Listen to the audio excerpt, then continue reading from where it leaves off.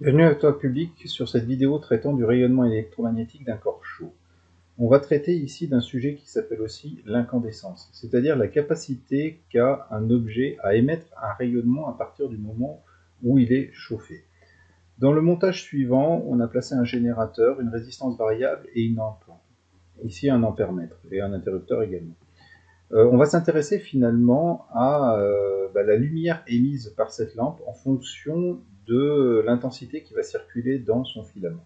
Plus on fait circuler de l'intensité dans un filament, et plus il va y avoir d'énergie dissipée sous forme d'effet Joule.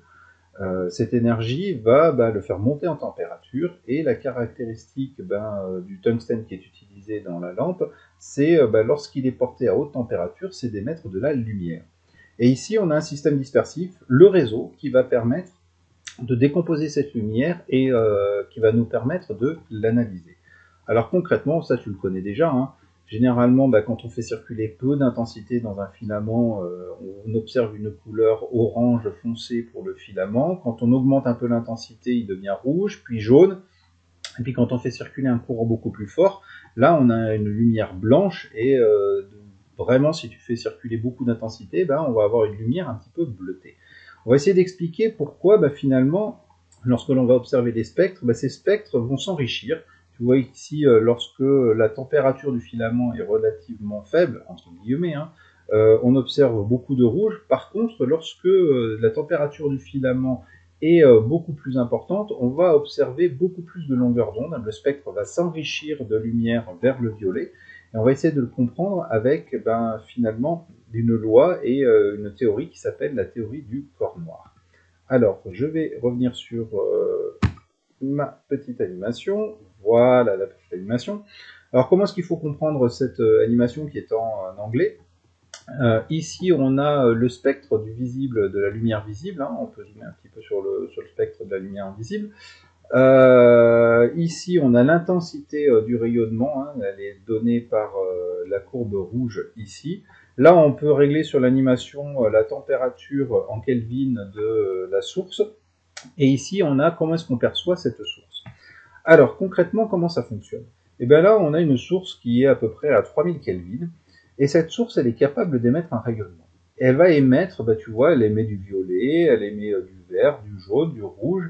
Elle émet un spectre continu d'origine thermique. Par contre, tu vois que toutes ces longueurs d'onde ne sont pas émises avec la même intensité. L'intensité des rayonnements émis dans le rouge est beaucoup plus importante que celle émise dans le violet. Quand on va, nous, observer cette source, que ce soit un filament, que ce soit une étoile, quand on va observer cette source, on va observer un spectre continu. Mais toutes les longueurs d'onde n'ont pas la même intensité. Donc du coup, les couleurs qui sont dans le rouge, les radiations qui correspondent au rouge, comme leur intensité est supérieure, vont être perçues de manière bien plus importante que celles qui sont dans le violet.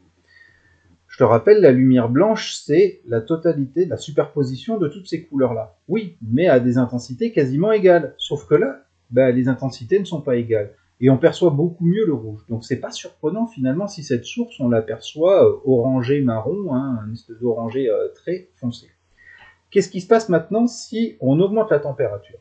Dans l'exemple que j'ai pris tout à l'heure, ça reviendrait à augmenter l'intensité dans le circuit.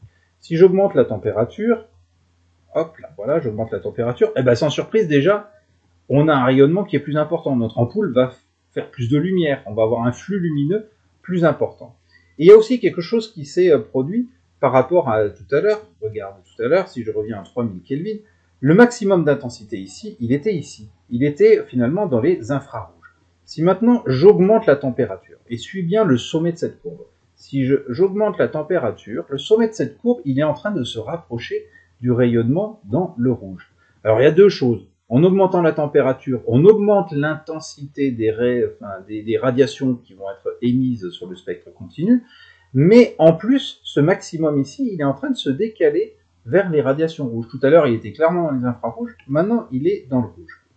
Alors allons-y, on augmente clairement la température, voilà, hop, 4000 Kelvin, 5000 Kelvin. Bon là, la courbe, elle est sortie. Alors je vais la faire redescendre, je vais changer d'échelle ici, et on s'aperçoit que le maximum, ce coup-ci, il est dans le jaune. Là, on est à peu près sur un spectre qui correspondrait à un spectre qui ressemble un petit peu à celui du Soleil. Alors, pourquoi est-ce qu'on va percevoir cette lumière plutôt blanchâtre, un léger jaune. Pourquoi est-ce qu'on l'aperçoit comme ça? Eh bien, c'est très simple. Notre œil, lui, va percevoir la totalité de ces radiations en tenant compte des intensités. Alors certes, l'intensité dans le rouge est encore bien supérieure à celle dans le violet, mais les proportions sont quand même beaucoup moins déséquilibrées que tout à l'heure. Tout à l'heure, on n'avait quasiment pas de violet et on avait beaucoup de rouge. Là, maintenant, on a quand même pas mal de violet, certes plus de rouge, mais le mélange de toutes ces couleurs est un peu plus homogène. Donc, on va poursuivre maintenant l'augmentation de température. Alors oui, je peux oublier d'en parler ici, regarde le maximum, cette fois-ci on est dans le jaune, on s'est encore décalé un petit peu vers le violet. Allez, c'est parti, allons-y gaiement, on augmente bien la température, 6800 Kelvin. Je vais réduire un tout petit peu l'échelle pour qu'on puisse bien le voir. Et ce coup-ci, ça y est, le maximum d'intensité, il est dans le violet, il s'est encore décalé vers le violet. Donc plus on monte la température d'un corps, et plus il va émettre un rayonnement, et plus sa longueur d'onde pour laquelle l'intensité sera maximale, la longueur d'onde pour laquelle l'intensité est maximale, va se décaler vers le violet. Et ce coup-ci, comment est-ce qu'on perçoit cette étoile? Eh bien là, ça s'est inversé. On a plus de radiations qui sont dans le... Les intensités des radiations qui sont dans le violet et dans le bleu sont plus importantes que celles qui sont dans le rouge. Et quand notre œil va percevoir la sommation de toutes ces radiations, ben, il va percevoir une lumière plutôt bleutée. Alors après, on peut même monter la température beaucoup plus haut encore. Hein, voilà, montons la température. L'intensité, évidemment, lumineuse, ben, le flux lumineux va augmenter. Et là, ce coup-ci, ben, on a la longueur d'onde pour laquelle l'intensité est maximale, qui est clairement dans les ultraviolets.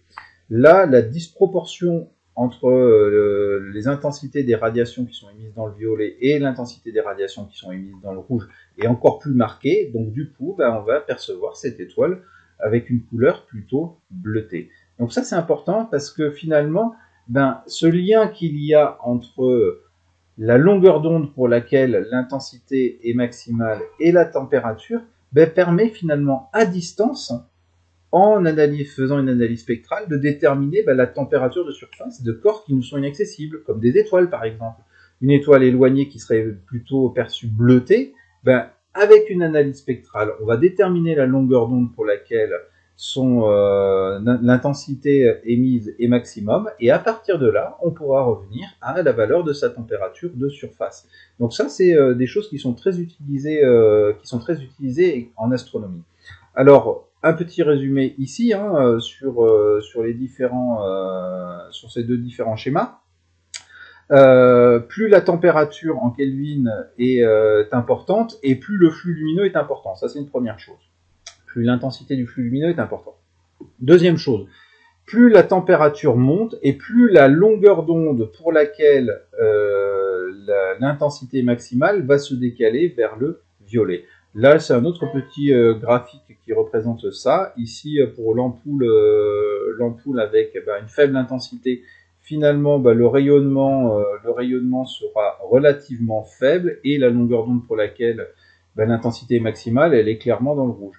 A contrario, pour une ampoule dans laquelle l'intensité qui la traverserait serait très importante, la température serait très importante, on aurait la longueur d'onde pour laquelle l'intensité est maximale qui serait clairement dans le violet. Voilà, écoute, j'espère que cette vidéo a été suffisamment claire pour toi, et puis je te dis à très bientôt sur la chaîne.